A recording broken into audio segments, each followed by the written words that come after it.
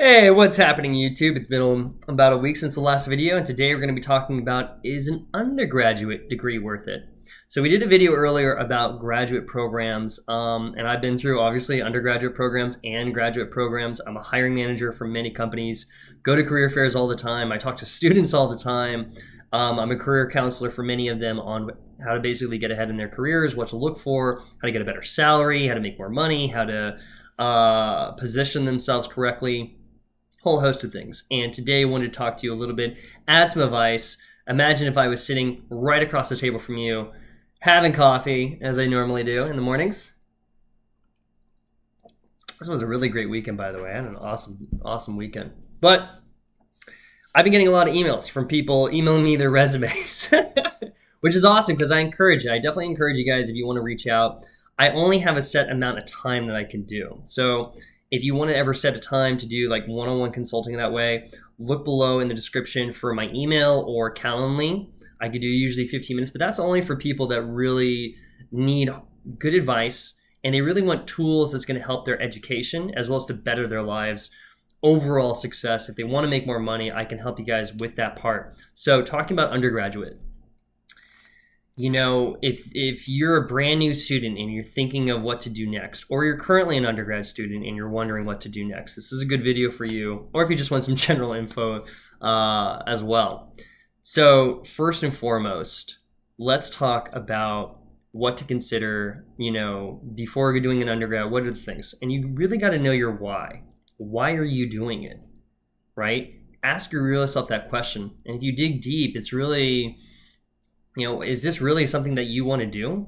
Is it something your friends want you to do? Is it something your family, which is more likely, want you to do? A lot of us have been instilled with, you know, you got to go to college. You got to go to college. You're never going to be successful unless unless you go to college. That's always the thing. That was kind of my thing too.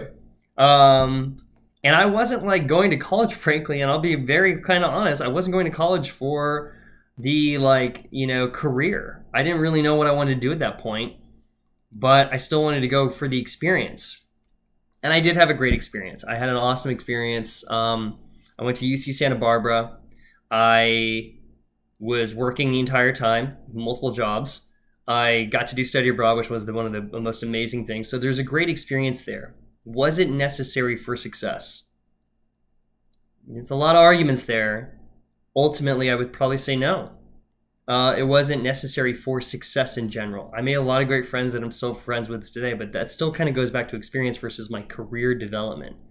Okay? A lot of the things were outside of school that led to my career development. And I'm going to touch on that. So you really want to ask yourself why. Why are you doing that? Second thing is you want to start jotting down some ideas of where you really want to end up, 5 or 10 years from now. And I would say 5 or 10 years because 20 years, the world's changing so rapidly. Who knows what 20 years is going to bring. 10 years is a little bit more feasible. And I do think you should take into consideration where the world is going. Okay? There's a lot of stuff, a lot of interesting implications kind of going on. Stuff to keep in your mind. I'll rattle off a few stats, I was thinking of the other day. Right now, 54% of Americans read below a 5th grade level. That is appalling. For math, out of 79 countries, we were at level 31. Oof. Mathematics, literacy, as well as starting salary for college degree. College degree owners is $50,000. Okay? It sounds about right. An entry-level salary these days, I think, is around $34,000. That's like really minimum wage versus a bachelor's degree is $50,000. So that's a little interesting for a different reason. Probably joke about later, but things you want to think of. An ideal scenario when you're thinking of a career. What do you love to do? What do you like to do? What are you good at? What are some areas that you naturally gravitate toward? And nowadays, it's not really super good to be a generalist, knowing a little bit about a lot of things. That's usually the person that's the CEO. And a lot of people want to go to the CEO, but I would really recommend being a generalized specialist. And this is actually brought on by Tim Ferriss. So we've got some great material out there, where you know 2 or 3 things that you really master. And it's a very niche category, and you're really, really good at those. You don't want to put all your eggs in one basket, but I would put all your eggs in maybe 2 to 3 baskets. And that's a really good way. And you want to focus on skill sets that you love to do all the time. And also that you're just really good at. Honestly, I'm really good at recruiting, and that's why it's been the majority of my career. So think of those things in mind. The other thing is, think of people who actually have what you want, who have been where you are. Look at people 5 or 10 years down the road further than you. And it's very easy to look this up. You can even look up on LinkedIn these days on people who have been to the same maybe university you're thinking of. Key. Or the same job title, industry, whatever, down the road. What was the path that they made there? Did they all go to university? Or did they go to a trade school? Or did they get an associate's? Or did they have no college degree? Did they have to get certain certifications? Did they have to get certain internships? So really start looking at a 5-10 year timeline on other people who have gone down a similar route as you, because they've already paved the way. And start looking at those things and jot it down. And I would, even if it's on LinkedIn, reach out to the people. Hey, I'm a student, or I'm thinking of getting into an area. I would love to get, if you had 10 minutes, I would love to chat with you and just pick your brain. Or not pick your brain. And I would just love to get your input, get your advice, get your counseling. Okay? People always want to help students that way. I do. And use that to your advantage. Use networking to your advantage to already find out, to get the quickest way instead of always trial and error, right? That is going to be a lot longer way. Or do you want to actually take the shorter route? And what others have done, you can do also. All right. Let's talk about, if you decide to go down the undergraduate route, how to make the most of it. How do you make the most of your undergrad? Kind of the same thing. Network, network, network, network, network. When you go there, get exposed to everything as much as you possible. A big part of undergrad systems, unfortunately, is kind of tailoring to one certain way of doing things. And there's no right or wrong way. You want to make sure you're exposing yourself to multiple ideas, multiple perspectives, multiple ideologies. I'm not talking political, which is why everybody thinks that way sometimes. Yes, but no. I mean, no, but yes. I would still, in that realm, look at all the things and keep what works for you. The same with your job market. Okay, look at all the opportunities available to you. Look at the job placement. Look at internships. Look at what your library, all the keys that they have. Look at your teachers. There are so much sources of information at your university, but also online. Online has so much. And I think the university really does a good job of giving you the bullet points of what you need. And in each bullet point, you can pretty much look online and find out all the information you would need. Very, very, very important. Okay? Make sure your network.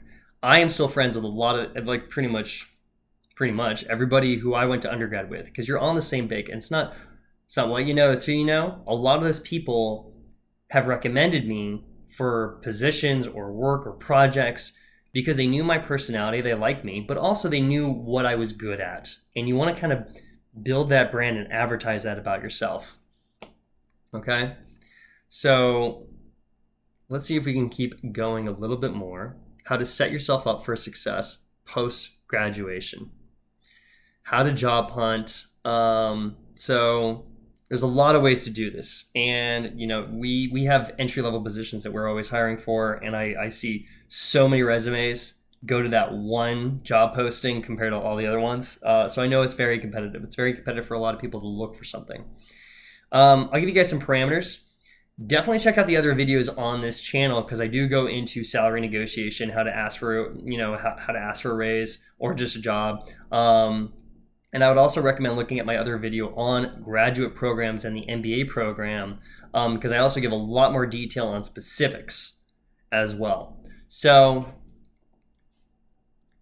how to stand out in the job market, how to look for the right job, what can you do right away? Well, like we talked about, network.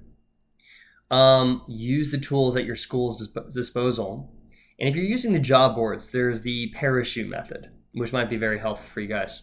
Parachute method means you see a job that you really, really like, or you're looking in a certain area.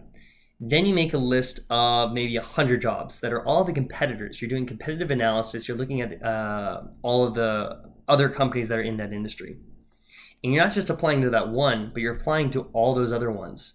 And instead of just applying to the job, look on LinkedIn and see who is actually like connected to you to that organization. Connect with the HR or the department head or the talent acquisition manager and introduce yourself. You're doing more of an informational interview type check-in instead of just sending your resume. The average job posting gets over 200 applications.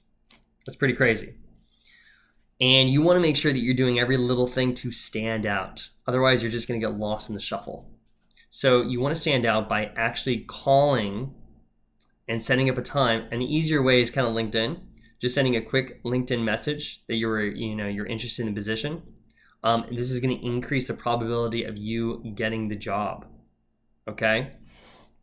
And I would really cluster your companies together instead of just like spamming a bunch of job ads with your resume. Really start doing an active approach and targeting what you want.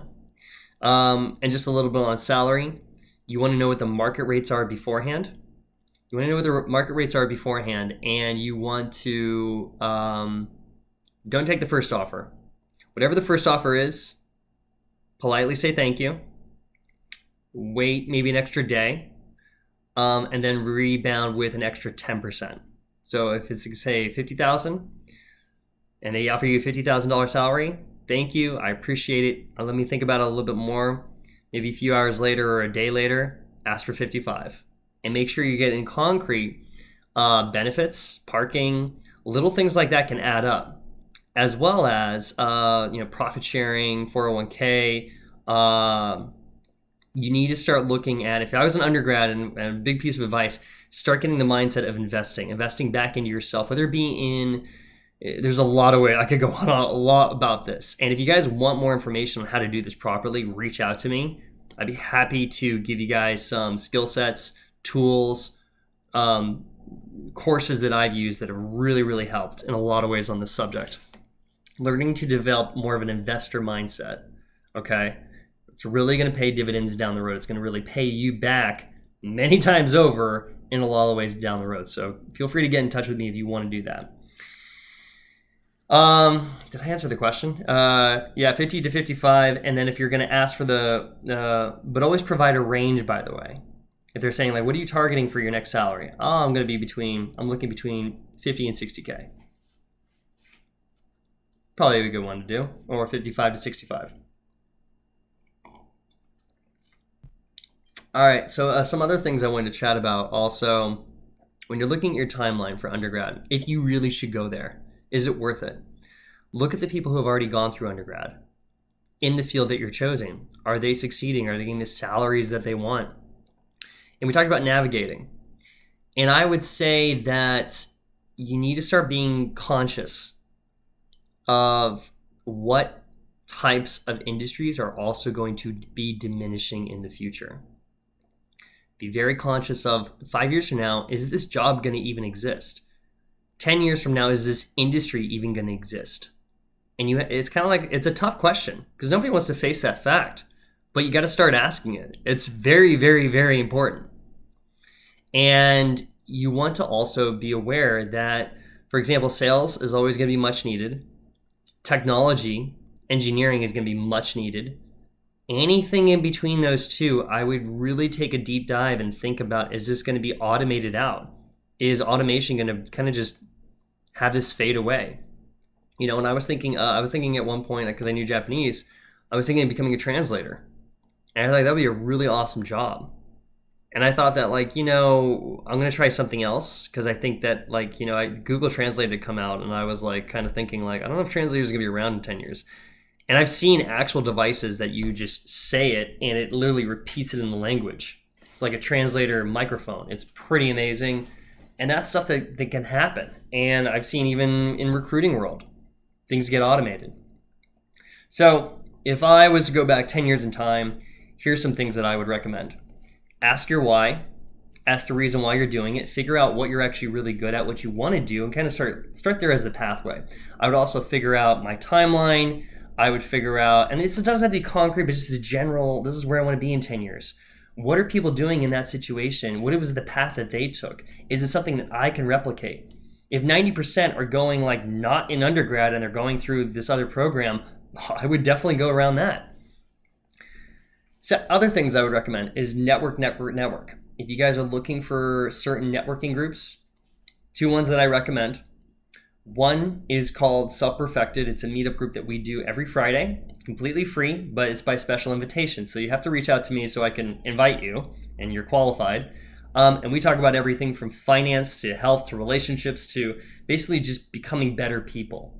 And that's a huge network of over 1,000 people that help each other all the time. And that's very, very strong.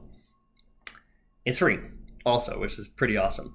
Second thing is the group Global Information Network. I'll include a link in the description below. This is a group that I've been to for 7 years that teaches you a lot on money, on how to make money, how different ways to make money through real estate, Forex. And they also include a lot of cool stuff on, crypto, or what was the other one? Some other investments. But it's a really good way on how to make more money, which they've told me some things that I haven't found anywhere else, by the way. Third tool that I recommend, and this is the big one. I talked a little about literacy rates, and if you realize that the average person's ability to comprehend vocabulary, I believe the average score is 178, which means that your reading level is about at the level of a 6th grader. And that's makes certain because you read to a certain level and we kind of stop getting that better. And you need to learn those things better, because if you know this, the average Fortune 500 CEO, their ability to comprehend information is at a level of 700 or more. Very interesting. So if you want the ability to half the amount of information, like basically double the amount of information you're inputting and read double the rate and be able to comprehend it, and be able to actually absorb the information you're learning in school, whether you're a graduate, you're undergraduate, or just books you're reading, you definitely want to get in touch with me. There's a few tools that I've used to be able to do this, and you will see amazing results. Imagine if you were able to cut your time in half from studying. I think that would be really worth it. So we have this one ability. We have a certain software that we have partnered with. That is something that I've used for the last year, and I've seen books I'm basically memorizing nowadays.